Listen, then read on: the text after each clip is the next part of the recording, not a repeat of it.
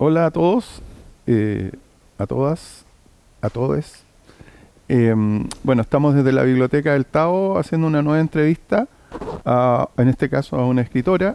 Ella nos viene a presentar el libro Relatos Intersexuales, que es un compilado de poesía, relatos, dibujos, fotografías sobre la intersexualidad que nace desde las experiencias de personas intersexuales y aliades, no desde la academia.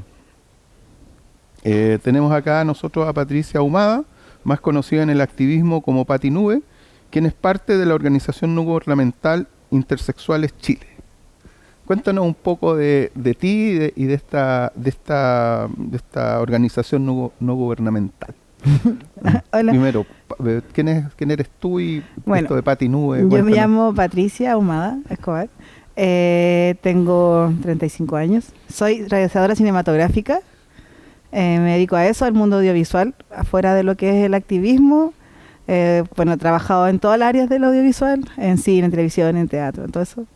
Y en el 2018 entré a Intersexuales Chile por ser voluntario, entré a la agrupación y terminé siendo ahora en el 2020 presidenta de Intersexuales Chile. Y antes de que estuviera yo trabajando directamente en la agrupación, había muy poca visibilidad, nadie sabía lo que era la intersexualidad. Me di cuenta que uno iba a la marcha, por ejemplo, LGTB en Santiago, en cualquier lugar, y nadie sabía qué era esa bandera, nadie sabía lo que era nada. Entonces, era muy extraño como no estaba presente, que todo era LGTB. Entonces empezamos a trabajar, a crear redes sociales y todo. Y después me di cuenta que no había nada de literatura intersex en el país. Oye, espérate, un poquito antes. Esto de LGTB, pero hay una I entre medio. LGTBI. ¿Y después viene la I. Claro. Como que después de la LGTB viene la I. Entonces generalmente todos conocemos LGTB nomás. Ah, ya. Como que entonces no, LGTBI. QNB, como ahí quieras poner en el acrónimo. Exacto. Ya. Entonces, y ahí se van mezclando. Entonces yo me di cuenta que no había nada de literatura en el país con respecto a la intersexualidad. Iba a una biblioteca uno y quería preguntar algo sobre este tema y no había nada. Había un libro que se creó en los años 20 en Chile, pero no tiene nada que ver. Yeah. Entonces como que está solo la palabra. Entonces, ¿y a qué se refería, por ejemplo, ese libro? Es un libro que lo pueden encontrar en el archivo, creo que la memoria chilena creo que está, que habla como de la intersexualidad como una forma de justificar la homosexualidad. Ah, ya. Pero ni siquiera está explicado qué es la intersexualidad. Es un libro súper interesante, tal vez lo podrías mandar, lo podrías buscar, es súper bueno, de los años 20. Ya. Entonces estaba solo ese tema. Y empecé a ver, a preguntar, y se nos ocurrió con gente de la agrupación crear este libro. Entonces yo me dediqué todo el año 2020, 2021, en, ¿cómo se llama? Relatos, en recopilar relatos, en escribir relatos, en fotos de vivencias que hicimos dentro del activismo. Hay una foto, por ejemplo, de la campaña en Valparaíso, cuando estaba postulando recién el alcalde, creo que estaba, no me acuerdo muy bien, y como distintas situaciones, dibujos de activistas y de aliados de la agrupación. Historias de una madre que se llama Thais, que es una madre brasileña que tiene un hijo intersex, tuvo un hijo intersex, ya que falleció al año porque por las negligencias de la medicina en Brasil, que no desconocían el tema. Entonces es un libro súper interesante porque habla harto de la vivencia de distintos puntos de vista. Desde personas que de algún modo o son o conocen a alguien, sí. En este caso una familiar. Exacto, o ha estado en su vida presente la intersexualidad. Ya. Entonces eso es bueno porque no es como solamente casos de job intersex. Ya. Entonces, por ejemplo, este libro ha servido mucho para profesionales, por ejemplo, de la psicología. Entonces, como también hay muchas referencias, puede ser como un símil de lo que le está pasando al consultante con el que estoy aquí trabajando. Entonces ha sido súper bueno como ese sentido, como que ha sido al final un material de harta ayuda para distintos lugares. Y además, digamos, también hay dibujos, exacto, poesía, fotografías. Veo también acá que hay un muro que se pintó con algún tipo de... Sí, ese muro lo hizo una agrupación que se llama Mapa LGTB, ¿ya? Que lo hicieron en Santiago, cerca de Plaza Italia, Plaza Unidad, y duró 3-4 días. Ah, ya. No duró nada. No. Justo tuvimos la suerte de que se fotografió en el momento que estuvo, entonces en algún momento fue presente, pero no duró nada. Entonces, como también, como hablaba de Mapa LGTB, tenemos muchas alianzas también con distintas agrupaciones, con la red de diversidad, y eso como también llegamos acá al Tavo. Entonces, siempre ese libro fue como con mucha colaboración con distintas agrupaciones y se creó. Oye, y como ya yendo como al fondo del asunto, por ejemplo, tengo una pregunta que dice, ¿qué es la intersexualidad y en qué se diferencia de la identidad de género y la orientación sexual? Ya. Eso como para aclarar el... Bueno, yo siempre cuando explico lo que es la intersexualidad, lo explico de una forma bien binaria, no, sin invisibilizar a las personas no binarias, pero es la única forma, pienso yo, que es más fácil de entender, porque generalmente cuando las personas lo explican, a nosotros nos pasó que explicábamos en distintos lugares y la gente igual no entendía. Yo siento que es la letra más compleja dentro de la LGTB+, porque es la única letra que es más biológica y las personas intersex nacen así. Ya. Entonces, voy a hablar de una forma bien binaria, como le decía. En el mundo existen hombres y mujeres, ¿no es cierto? Entonces, los hombres tienen ciertas características que lo definen como hombres. Por ejemplo, cuando tú tienes un bebé y nace, es hombre, ¿por qué? Porque tiene pene, tiene testículo. Cuando crece aparece la manzana de Adán, aparecen más bellos, las espaldas más anchas, como cierta característica que dice como, sí, es hombre. Los hombres se cortan el pelo, se dejan la barba, usan todo bien binario, usan un pantalón, camisa, cosas Son típicas de de color hombre. celeste. Exacto, ¿ya? Y las mujeres nacen, tienen pechos, tienen vulvas, se depilan, usan vestido, usan el pelo largo, cosas que uno dice es mujer, ¿no es cierto? Esas cosas son muy binarias que uno las conoce y las conocemos desde toda la vida. Entonces, cuando hay una variación de estas cosas que son típicas de hombre y mujer, es lo que conocemos como intersexualidad. Entonces, por ejemplo, para explicar, porque a veces uno digo esto y nadie entiende nada. Entonces, para explicar qué significa Pero eso. estamos entendiendo. Entonces, por ejemplo, una niña que tiene 15 años y nunca le llegó la menstruación. Es una variación del cuerpo, porque no le llegó la menstruación. ¿Ya? O, por ejemplo, un niño que nace sin testículos. Es una variación del cuerpo, ¿ya? Pero no es un problema de salud. No son características que uno puede decir como, sí, no es ni tan hombre ni tan mujer, pero sigue siendo hombre, sigue siendo mujer, solo que tiene una variación en su cuerpo. Por ejemplo, un color distinto de ojos, un color distinto de piel, una distinta estatura. Son variaciones del cuerpo, que son características de las personas, pero no te definen como hombre o como mujer. Entonces la gente piensa que las personas intersexuales nacen siendo no binarias, nacen siendo andrógenas, pero no tiene nada que ver. Ahí son más de 49 variaciones, pero se ha dicho últimamente que son más de 200, entonces puede que cualquier persona incluso que esté en esta sala sea intersexual y nunca se enteró. Ya. ¿Ya? Porque a veces se detecta al nacimiento, incluso nosotros, bueno, hicimos el año pasado una charla en la gestación, en la periodo de pubertad, cuando los niños no se desarrollan como de la forma que uno espera, o en la adultez, después, por ejemplo, cuando quieres ser papá o mamá y te das cuenta que te cuesta ser papá o mamá y te das cuenta que tienes variación intersexual, o finalmente puedes tener 60, 70 años o finalmente morir y nunca supiste que eras intersexual. Ya. O sea, es una cosa que puede como estar en cualquier momento, en cualquier parte. Entonces, ¿por qué sería importante plasmar, digamos, este registro? ¿Cuál sería la...? O sea, yo entiendo que es importante, pero estamos... que se, digamos, muestre esto, como que se haga... Es importante porque Mirar. lo más importante que siempre es que hay que visibilizar. Visibilizar, justamente. Obviamente que sepamos que existen estas personas, para que así también enfrentamos que si conocemos a alguien en el trabajo, por ejemplo, que es intersex, no seamos, nos equivocamos como, a ver, ¿por qué eres intersex? Como meternos más de lo que Claro. debería ser, como entender que puede ser una variación.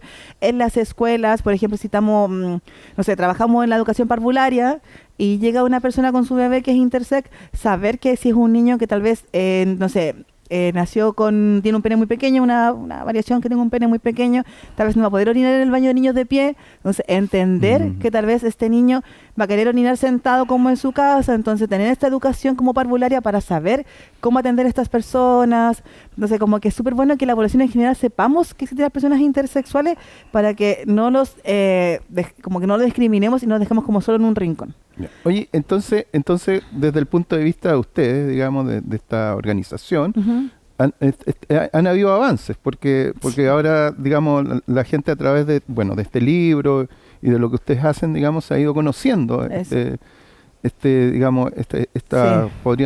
¿cómo le podría llamar? Sí, ha sido un trabajo muy, muy duro. Hemos trabajado mucho. Yo me ha pasado en lo personal que he dejado mucho como a veces mi trabajo para dedicarme como 100% a esto.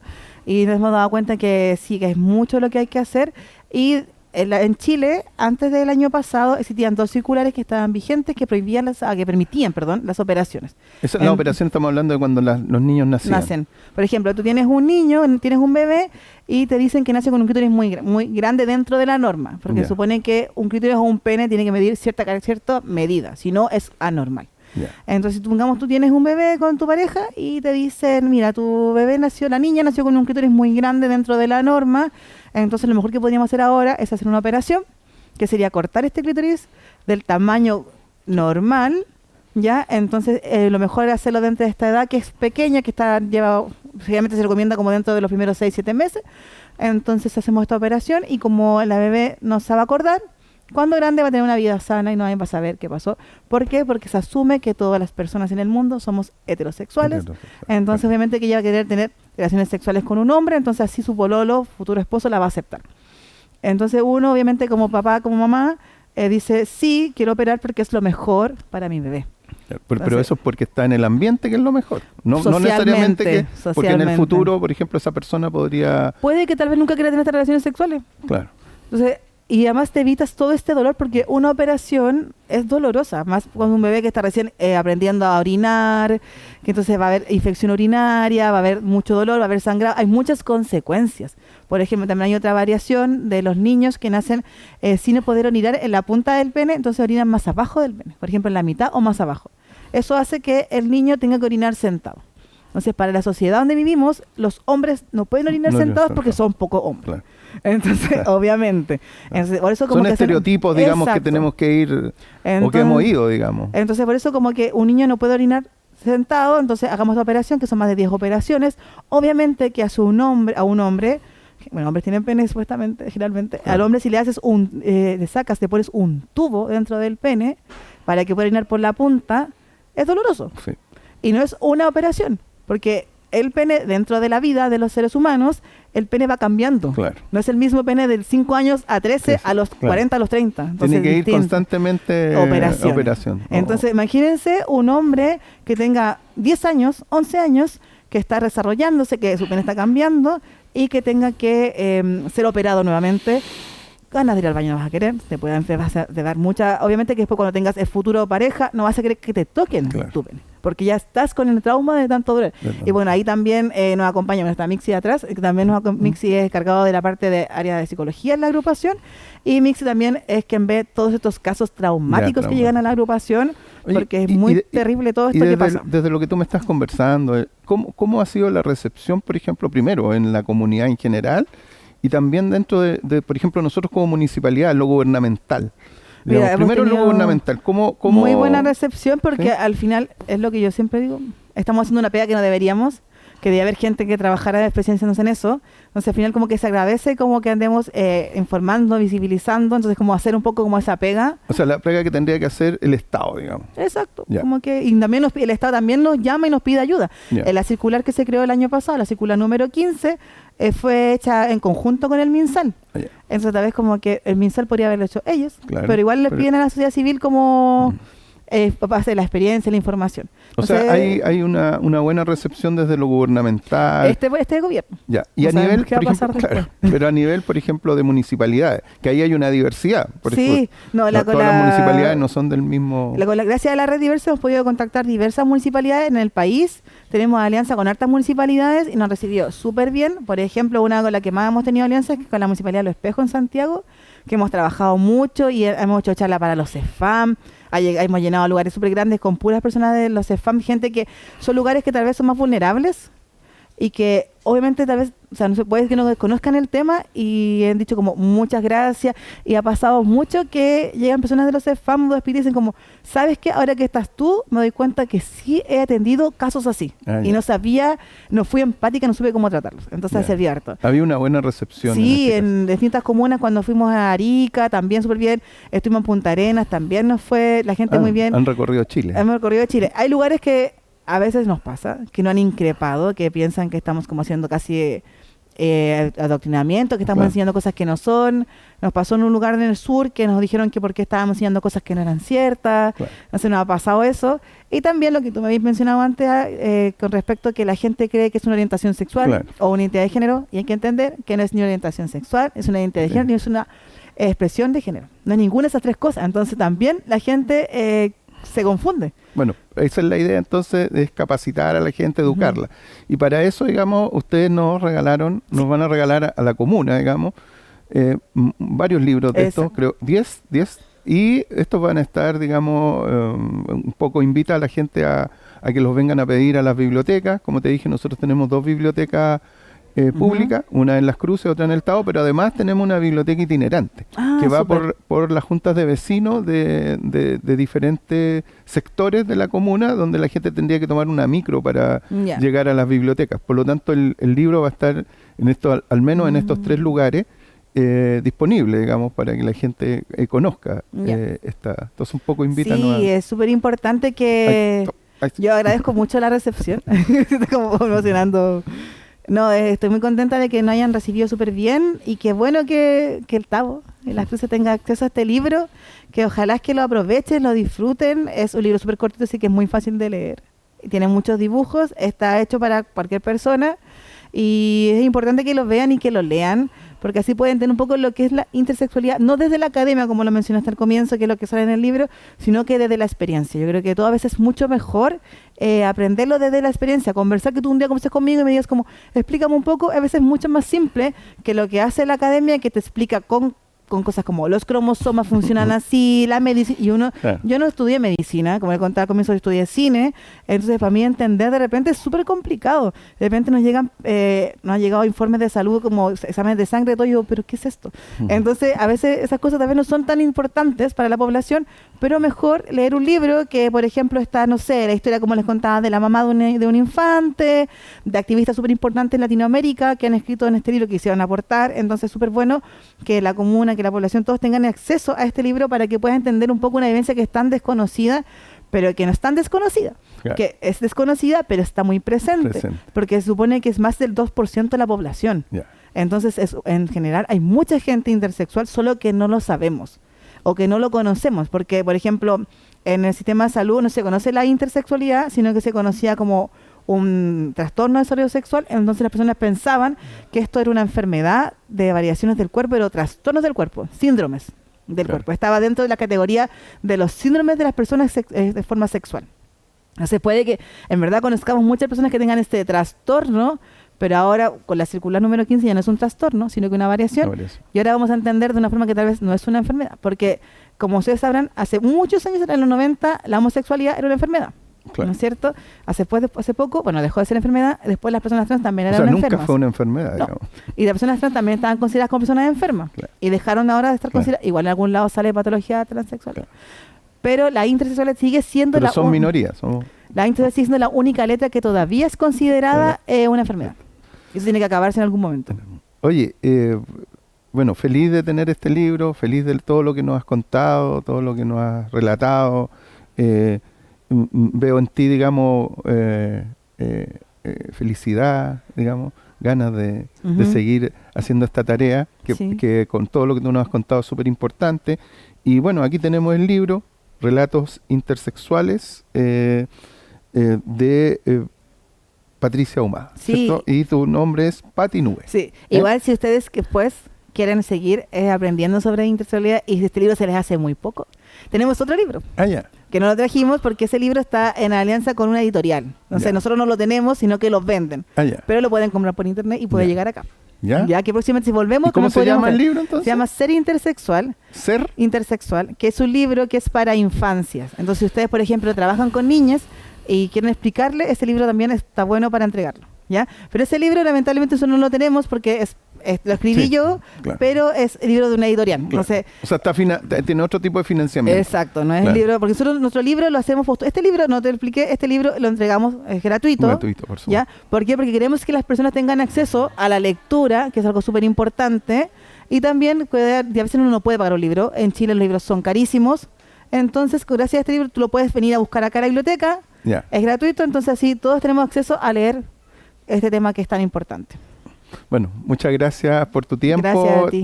Y aquí vamos a tener, le vuelvo a decir a todo el mundo que tenemos relatos intersexuales de Patricia Ahumada, conocida como Pati Nube, para que lo vengan a buscar. Y ojalá podamos tener luego el otro que se llama Ser Intersexual. Ahí tienen que buscarlo en la página web de la editorial que se llama Desastres Naturales. Y ahí pueden encontrar el libro, gente de todo el país lo ha comprado, así que no hay ningún problema como de la distancia. Llega a todos lados. Llega a todos lados. Si no, podemos volver en algún momento y podemos traer de esas copias.